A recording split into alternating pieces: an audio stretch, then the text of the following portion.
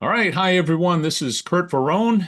And Bill Podszus. All right. And we're here for another edition of Fire Law Roundup with Brad Pinsky being on vacation somewhere, I believe, in the Caribbean or some lovely place. So, Bill, go ahead. Must be, Take us away.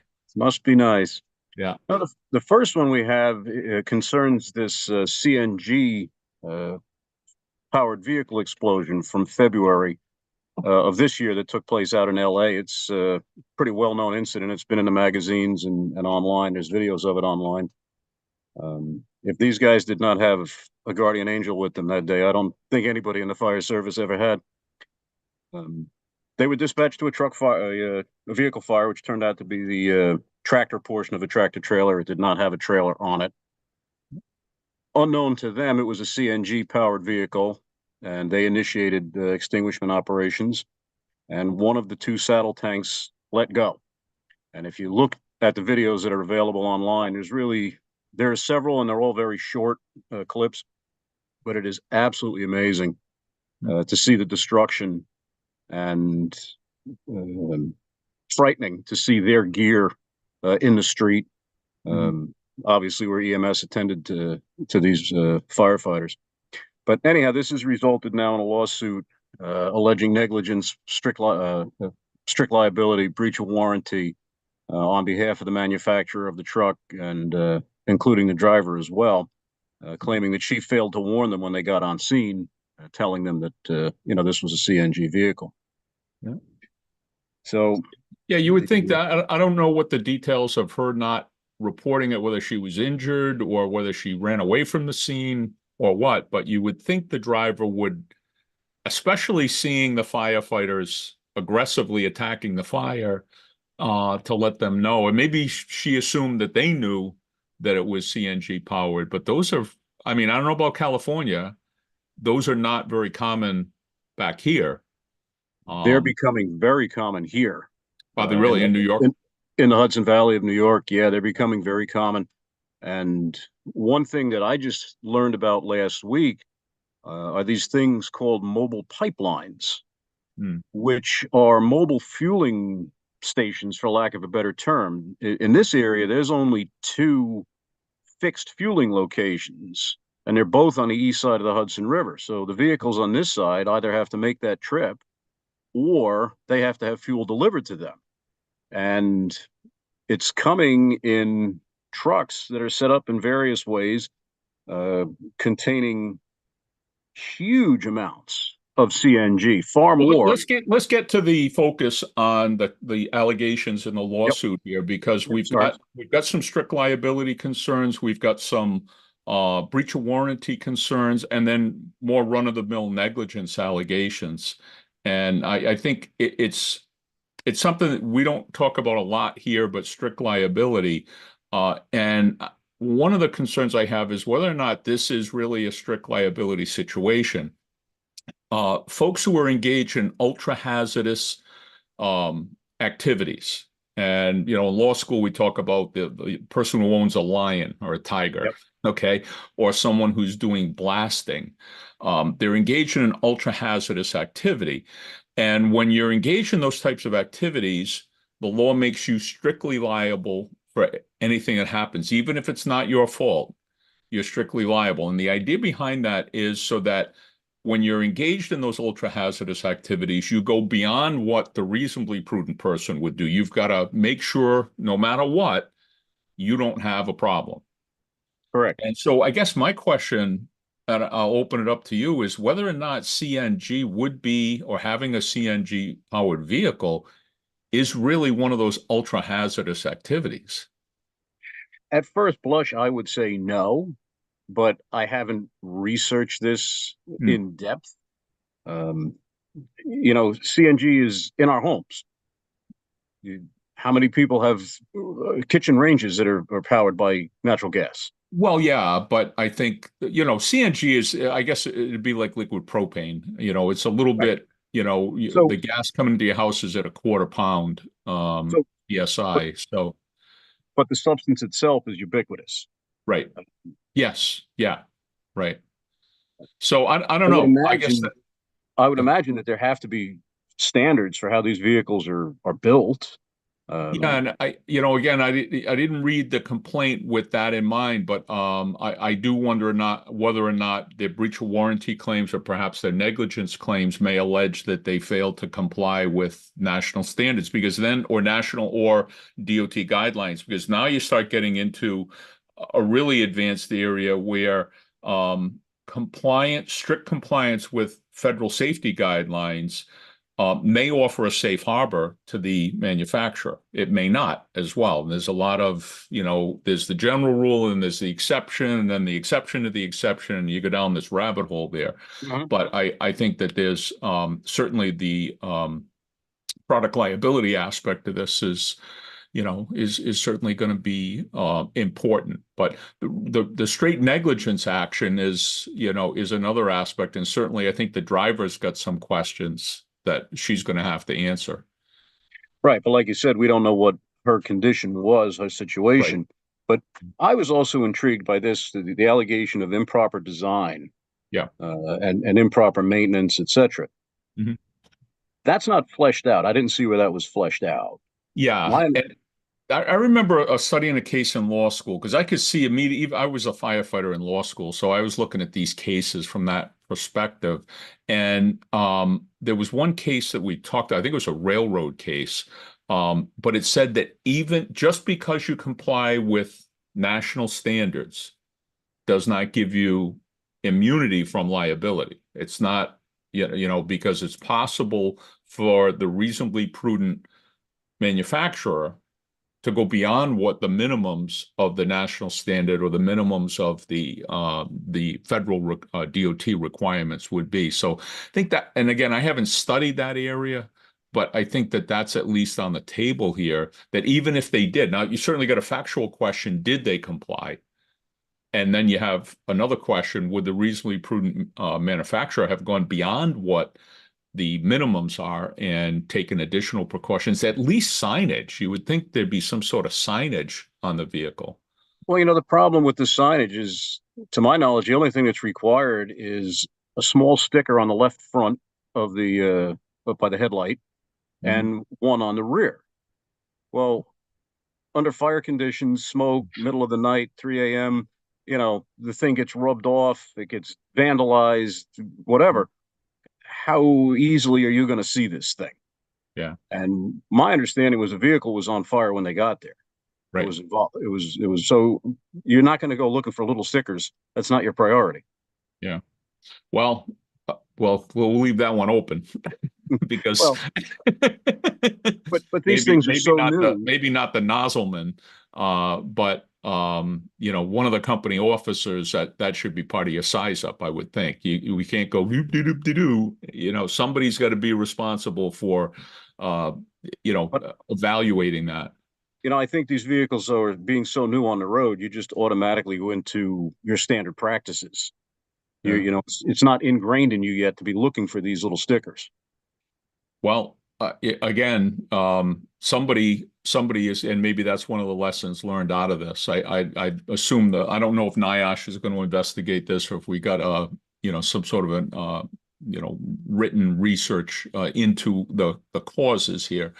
But certainly one of the recommendations, somebody's got to, just like you go to a vehicle accident, somebody has to look for wires down. If you're not looking for wires down, you're looking for a problem. You're going to have to wait until, oh, well, we don't have time to go looking around for wires down. No, somebody has to be looking for that. And hazmat, somebody has to be looking for hazmat. So I don't know. We'll see. I'm certainly not suggesting that the firefighters here did anything wrong, but I think that if anything, I know the one thing that I'm aware of in this area where they're using these are on certain buses, certain municipal buses are using it. And so that would be one thing, but you would hope that you'd be aware with, like, if if the buses in your jurisdiction are operating with this, or maybe some of them are, that you'd be looking for it. It was a Freightliner. There's thousands of Freightliners we come across every day. I mean, it's, But so even again, I think there's got to be, but yeah, even when you respond mutual aid, you're in town A, you're going to town B. You may not know what town B uses in their school buses. Here are becoming very yeah, frequent with CNG yeah, and the electric buses as well. yeah. All right, well, let's kick it to the next one. And the next case, and actually this is going to be a couple of cases from last week, but it has to do with Clarksburg, West Virginia. Uh, Last week, I think it was Wednesday, I covered a case where the entire fire department, all 44 firefighters, including the fire chief, sued the city of Clarksburg, West Virginia for an overtime violation.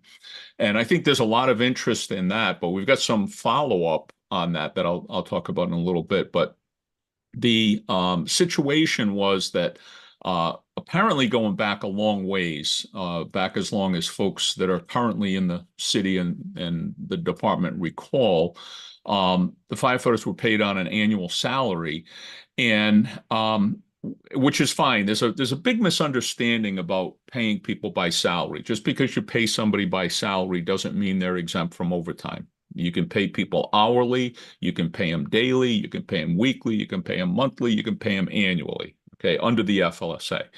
When you pay them annually, what you have to do is, number one, we want to make sure that they explain how many hours that annual salary is expected to compensate people for. And usually, if you work 40 hours a week, you multiply 40 hours times 52 weeks, and you come up with the magic number 2,080 hours. That's what a normal non-firefighter works. Okay. Everybody but a firefighter works, is expected to work about 20, 80 hours. Now, some people might work 35 hours, right? Okay. But what you then do is you take the annual salary, you divide it by 2080, and you have their hourly rate for their, various purposes, overtime and different things. Well, for firefighters, we work a little bit more than that. And if you are scheduled to work an average of 56 hours a week, then the magic number is 2956. Okay. Now, I'm not sure why they use 2936. At least that's, but it's 29. If you multiply 56 hours a week times 52 comes to 29. I think it's 2956. Okay. So what we have now is the city of Clarksburg, instead of using a number that could be justified based on scheduled hours, they were using another number. Let me kind of scroll down here. 3,328 hours a year to come up with their hourly rate. They also have wage augments, which compounds the problem here. If someone gets longevity pay or shift differential or acting on a rank pay, any of those wage augments to their normal wages, that has to be factored into their overtime rate. And again, depending on how that is configured, if you get $5,000 a year for medic pay, or $2,000 a year for longevity, or whatever it may be, you've got to divide it by the appropriate hour figure and get it down to an hourly component and then incorporate that into the overtime. Well, the city apparently was using originally a number of 3,328 hours, and no one knows how that, or at least the complaint alleges, no one knows where that number came from. When the firefighters complained, the city went and looked at it, and then they came back and said, "You're right, and now we're going to use a different number, 3,406, which actually increased Mm-hmm. Yeah, the number, or it increased the number of hours, but that in turn decreases somebody's salary or somebody's hourly wage, which makes it cheaper for the city to pay overtime, but it's really it seems to me to be a disingenuous number. Now, if they can come up with a reason or a rationale, that's one thing, but to just increase the hours and concomitantly decrease the hourly wage that people are paying, we've got a problem. So bottom line is the firefighters, including the fire chief, and this is what I find amazing, even the fire chief joined the firefighters in this lawsuit. Okay, so we got that covered last week. You got a copy of the lawsuit in there. And I kind of thought that was going to be the end of it. Well, it was actually the beginning of it, or the middle of it. The firefighters simultaneously, or within a day of that suit, filed a second suit in state court alleging almost the same thing, but alleging violations of the some state wage and hour laws and wage payment and, basically the state component. So now we have that second suit, but in the meantime, the fire chief got terminated. And my understanding is these suits were filed last Tuesday, the 25th. I believe both of them were the 25th or 26th, in that he was terminated on the Monday, but Yeah. he was terminated after he had been asked by his bosses whether or not he was involved in this litigation, which they apparently knew was coming. And he said, yes, yes, he was. And then he was fired, but he was reportedly fired for something that had to do with a mural that Yeah. was in his office. In the chief's office, yeah. So now again, as far as the mural, I don't know if there was something offensive in the mural. I'm just speculating. I don't know if there's something inappropriate or something the city took offense to with the mural, or possibly the way that it was procured or paid for, or who did it, whether family member, whatever. So there's apparently the city is saying you were fired for the mural. And the chief now has filed an appeal with the city's, I believe it's the city's civil service system, claiming that, he's being wrongfully terminated and that it's actually because of his involvement in this FLSA suit. Oddly enough, I did not see retaliation alleged in either of those lawsuits. And I would have expected, particularly the federal lawsuit, I'm sure there's probably an anti-retaliation clause under state law, but I know under the FLSA, it's very powerful, that if you retaliate against someone, even for bringing an FLSA claim that does not pan out, Right. you can still be liable for retaliation. And we've got a couple of cases out of California on that very issue where someone, he really didn't even have any damages, but they awarded, he had been retaliated against. He was police officer was terminated, and he was awarded damages, plus he was awarded attorney's fees, and the attorney's fees were up several $100,000 in attorney's fees. So I guess we'll see. I don't know if you have any thoughts. I know your area of concentration is not the FLSA, but No, not at all. But it would just seem to me that the city would be extra careful given the circumstances. yeah. And I know certain states elected officials kind of feel like they can do whatever they want, and I don't Say know it if isn't West so. Virginia. Yeah, yeah. You're making that up.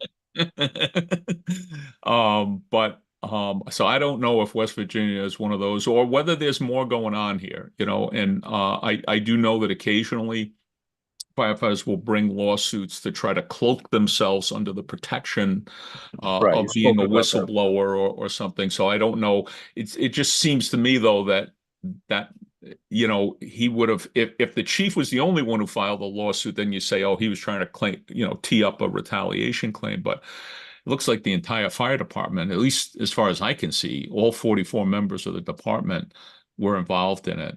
And You don't so often see that where everybody no. signs on. I don't know how I don't know how the city's going to justify either that 3,328 hours a year or the 3,406 hours a year as the divisor or the denominator. Um, there's some litigation out there, some, court decisions that allow for certain purposes. You can go beyond the scheduled hours that somebody has. So, for example, if somebody, let's say somebody, let's use a medic bonus, okay? Let's use longevity. Okay, so somebody gets $5,000 a year in longevity pay. And if that's worded in a way that it's intended to compensate you for all of your hours,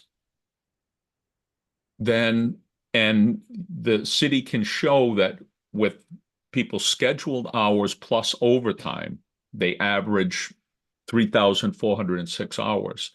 Then for purposes of that longevity pay, you could conceivably, use that higher number. But for your salary, I mean, I don't know how, if somebody asked me, I want to word a payroll policy in a way that allows me to, divide it by more than what their scheduled hours, I wouldn't know where to begin because, and you also run into another issue here with minimum wage, because as you increase the hours, you can bring people down below minimum wage. And I don't know what the firefighters in West Virginia were making, but many firefighters, particularly in the southern states, are not making a lot of money. Correct. And you bring them down below minimum wage. Now you got a minimum wage violation. So again, I don't know all the details, and maybe the city's got an explanation for using that higher number. I think it's got to be something to do with overtime or mandatory overtime or something, but it just seems excessive. Well, I'm sure it's going to get explained at deposition. Yeah. Well, if it gets to that point. If it gets that far, exactly. So, but, all right, what's the next case here? What do we got? The next one is the Baltimore discrimination suit, in which the city prevailed on their motion for summary judgment. Yeah. This involves an employee who was already with the city of Baltimore Fire Department as an EMT, and he had been there since 2015, and then applied to become a firefighter EMT, apparently a separate job title, in 2018, for which the city requested additional information concerning his medical history, which he did not provide, which he was ultimately disqualified for as an applicant for not submitting fully to the application process. He's claiming discrimination. Apparently, he has pre-existing disabilities, which, as I understand the complaint, his attitude is, you folks already know about this because I already work for you. This has already been explained to you. Why am I doing this a second time? And the city's position apparently is this is a whole new investigation because you're applying for a different position. So he filed, and the motion for summary judgment was granted on the city's favor. And he subsequently applied a second time for that firefighter EMT position and was disqualified there, not on the paperwork aspect of it, but on the structured interview portion of it. So as it stands right now, he's working as an EMT, and he did not get the EMT firefighter position, which he, for whatever reason, is describing as a promotion, but it's clearly not a promotion. Yeah, it's a different position. I mean, he may, in his mind, and maybe in the minds of many others, it's a promotion, but it's actually a different position.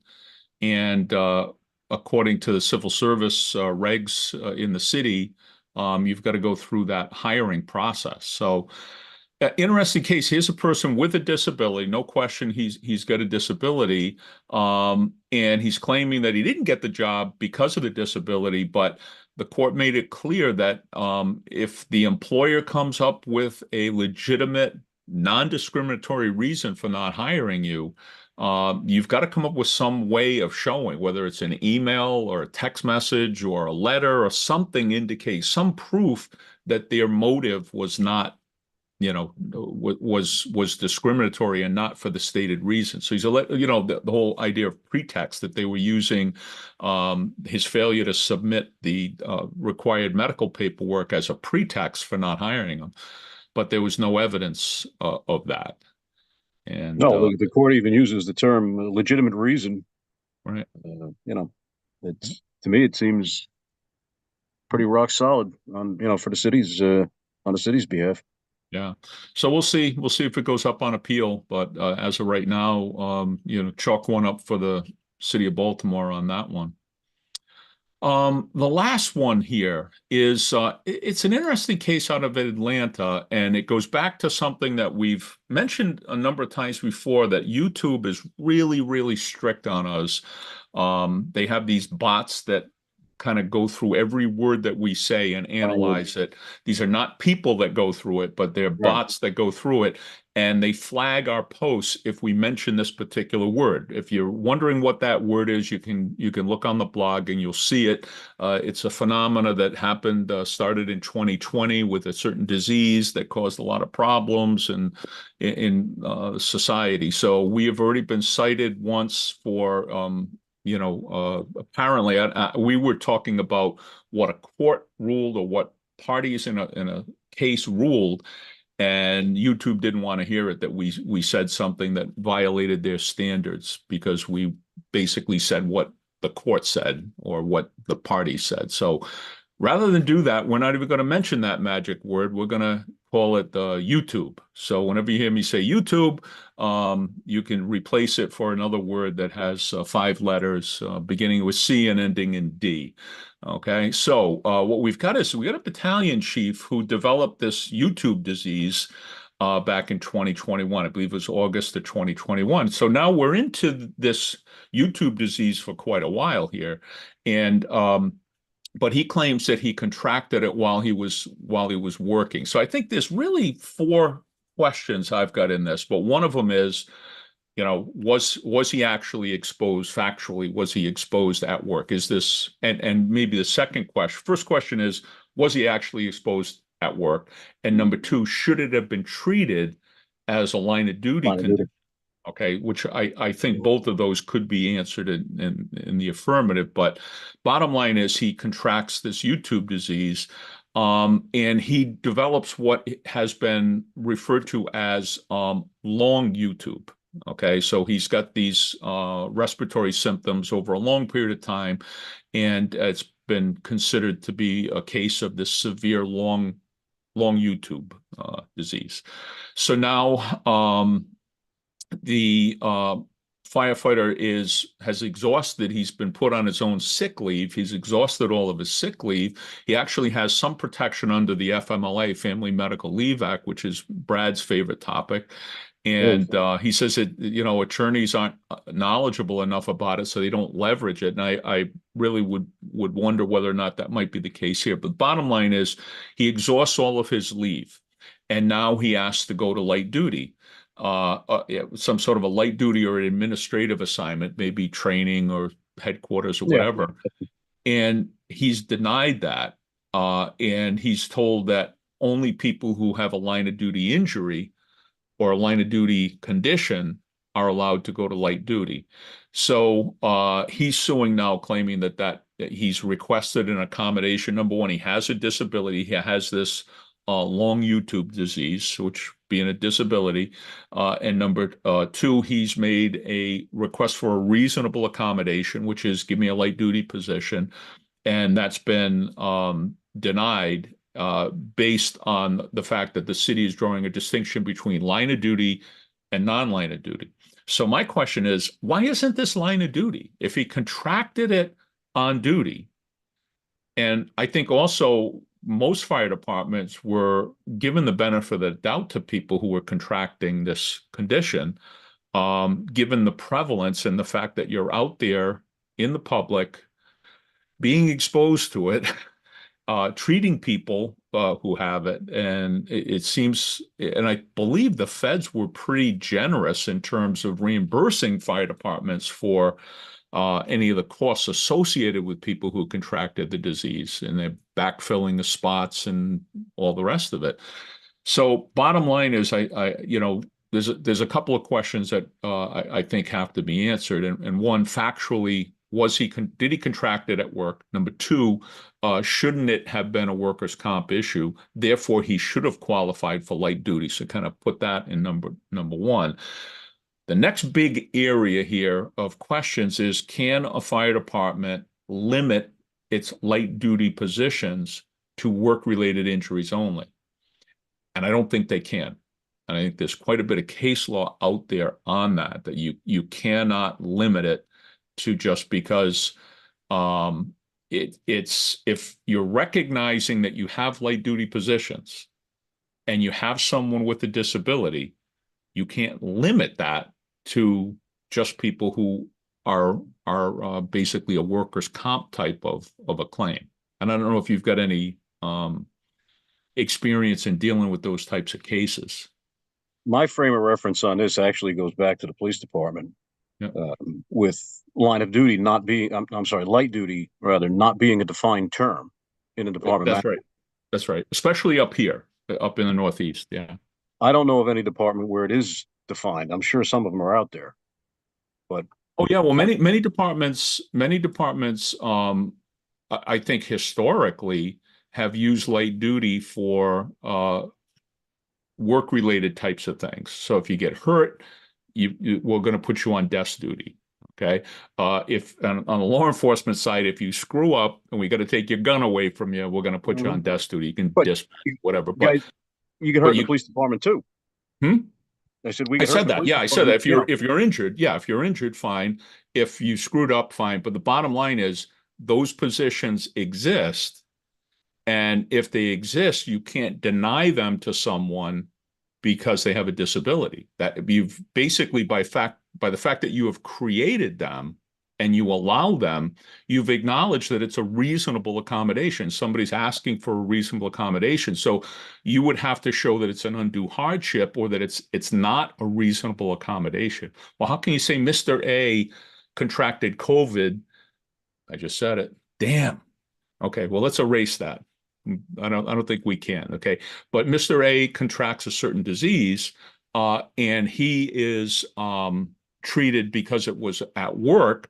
He can go to a light duty position, but Mr. B has a disability of the same condition, and he can be denied it because it's not a workers' comp situation. Courts have said, wait a minute, you've acknowledged that these positions exist. You can't reserve them just for those things. And I think the solution that many departments have had is that they have a designated number of positions, that it's not just unlimited, but we have, for example, 10 light duty positions.